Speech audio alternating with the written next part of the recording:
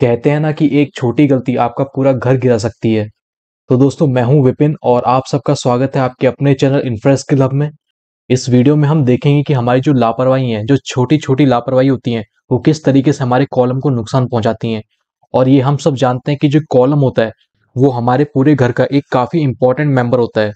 अगर कॉलम में हमारा थोड़ा भी नुकसान आता है तो उसकी वजह से क्या होगा, हमारा पूरा घर गिर सकता है। और आपने ऐसे स्ट्रक्चर भी देखे होंगे जहां पर कॉलम फेलियर होने की वजह से हमारा पूरा का पूरा घर गिर गया था। तो आपको इन सब गलतियों से बचना है। तो यहाँ पे इस वीडियो को आप पूरा देखिएगा, जिससे कि भविष्य में आपके घर में ऐसी कोई भी दिक्कत नहीं आए। तो यहाँ पर हम एक एक करके सभी पॉइंट्स को देख लेते हैं।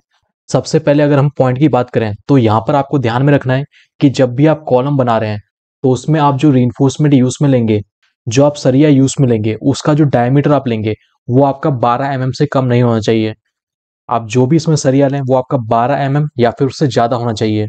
इसके अलावा आपको यहाँ पर एक बात और याद रखनी है कि अगर आप रेक्टेंगुलर कॉलम दे रहे हैं या फिर स्क्वायर कॉलम दे रहे हैं तो उस केस में जो आप minimum number of bars provide करेंगे, यानी कि जो मेन बार आपके होते हैं उसमें जो मिनिमम नंबर्स आप देंगे उनका, वो आपको कम से कम 4 बार आपको प्रोवाइड करना है। 4 बार से कम आप प्रोवाइड उसमें नहीं करेंगे।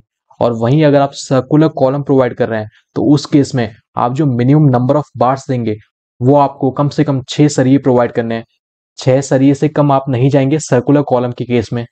ये तो हमने बात की कि हमने मिनिमम नंबर ऑफ बार्स कितने प्रोवाइड करने हैं कॉलम के केस में। लेकिन यहाँ पर एक बात और आप ध्यान में रखना कि जो मिनिमम नंबर ऑफ बार्स होते हैं वो हमारे डिपेंड करते हैं कि हम कितने मंजिला बिल्डिंग बना रहे हैं। अगर आप 4 मंजिला बिल्डिंग बना रहे हैं या फिर 3 मंजिला बिल्डिंग बना रहे हैं तो वहां पे आप 4 सरिये देने से कुछ भी नहीं होगा, आपको उसमें सरिया बढ़ाना पड़ेगा।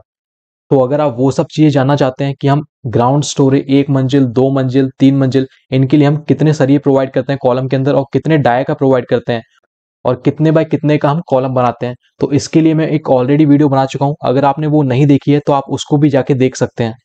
तो आपको ये बातें ध्यान में रखनी है। इसके बाद इसमें हमारा नेक्स्ट पॉइंट आता है कि जो आपके लॉन्गिट्यूडनल बार्स होते हैं, जो आपके मेन बार्स होते हैं कॉलम के अंदर, उनमें एक ही जगह पर लैब प्रोवाइड नहीं होना चाहिए। जो आप लैब देंगे वो अलग अलग हाइट पे देंगे। ऐसा नहीं करना है कि आपने किसी एक ही हाइट पे सभी लैब्स प्रोवाइड कर दिए। उस केस में होगा क्या, जब आपका कॉलम के ऊपर लोड आएगा तो उसकी वजह से अगर आप जो लैप हैं वो किसी एक ही सेक्शन पे देंगे, मतलब कि किसी एक ही हाइट पे देंगे, तो वहां से वो जो कॉलम है वो क्या कर जाएगा, बकल कर जाएगा। वहां से वो आपका कॉलम टूट जाएगा, फेल हो जाएगा। तो इसलिए आपको कभी भी जो लैप है वो आपको एक ही जगह पे नहीं देने हैं। तो हमेशा जो लैप होता है वो आपको डिफरेंट डिफरेंट हाइट पे देनी है, ठीक है, अलग अलग हाइट पे देना है। जैसे कि एक लैप आपने इस हाइट पे दे दिया, दूसरा आपने अलग हाइट पे दे दिया, तो आपने इस तरीके से अलग अलग हाइट्स पे लैप प्रोवाइड करने हैं। यहाँ पर भी आप देख पा रहे हैं कि जो हमने कॉलम में जो स्टील बार हैं जो कट किए हैं वो हमने अलग अलग हाइट पे कट कर रखे हैं। इसके बाद अब हम बात करेंगे हमारे तीसरे पॉइंट की, जो हमें कॉलम कास्टिंग के समय याद रखना है कि आपको कम से कम 40 mm का क्लियर कवर आपने प्रोवाइड करना है। अब यहाँ पे क्लियर कवर का क्या काम होता है कि आपका जो स्टील होता है उसको वो जंग से बचाता है। ये एक तरह से आपके स्टील को सेफ्टी प्रोवाइड करता है। अगर आप क्लियर कवर प्रोवाइड नहीं करेंगे तो आपका जो स्टील है वो आपका हवा के कांटेक्ट में आ जाएगा, जिसकी वजह से आपका जो स्टील है उसमें आपका जंग लग जाएगा और इस वजह से आपके स्टील की जो स्ट्रेंथ है वो भी आपकी कम हो जाएगी। तो आपको एक सफिशिएंट क्लियर कवर प्रोवाइड करना है यहाँ पर। अब इसमें हम हमारे नेक्स्ट पॉइंट की बात करेंगे कि आपके जो मेन बार्स होते हैं, आपको उन मेन बार्स को हमेशा रिंग की हेल्प से बांधना है। और जो आप रिंग यहाँ पे यूज में लेंगे वो आपकी 8 mm की होनी चाहिए। 8 mm से कम रिंग हम यूज में नहीं लेंगे। और दो रिंग के बीच में आपको जो सेंटर टू सेंटर स्पेसिंग रखनी है वो आपकी मैक्सिमम 6 इंची होनी चाहिए, यानी कि 150 mm। 150 mm से आपकी ज्यादा नहीं होनी चाहिए। और 150 mm ये मैं आपको थंब रूल के बेसिस पे बता रहा हूँ, बाकी डिजाइनिंग के ऊपर डिपेंड करता है। लेकिन अगर आप नॉर्मली 1 2 3 मंजिल बना रहे हैं तो वहां पे आप 6 इंची लेके चल सकते हैं। इसके अलावा अगर आप अपने कॉलम में 8 सरिये प्रोवाइड कर रहे हैं, 8 मेन बार आप प्रोवाइड कर रहे हैं, तो यहाँ पे आपको जो आपकी मेन रिंग होती है इसके अलावा एक डायमंड स्ट्रप भी आपको प्रोवाइड करनी है। यहाँ पे मेन रिंग तो आप यहाँ पर दे ही रहे हैं, इसके साथ साथ आप डायमंड स्ट्रप भी यहाँ पे प्रोवाइड कीजिए। इससे क्या होता है, आपका जो कॉलम है इसको ज्यादा मजबूती मिलेगी। और यहाँ पर एक गलती और हमें आमतौर पर देखने को मिलती है कि जो मेन बार होते हैं और हमारी जो रिंग होती है इनको आपस में अच्छी तरह से बाइंडिंग वायर की हेल्प से बांधा नहीं जाता है। आपको हर सरिये को हर स्ट्रप के साथ बाइंडिंग वायर की हेल्प से बांधना है।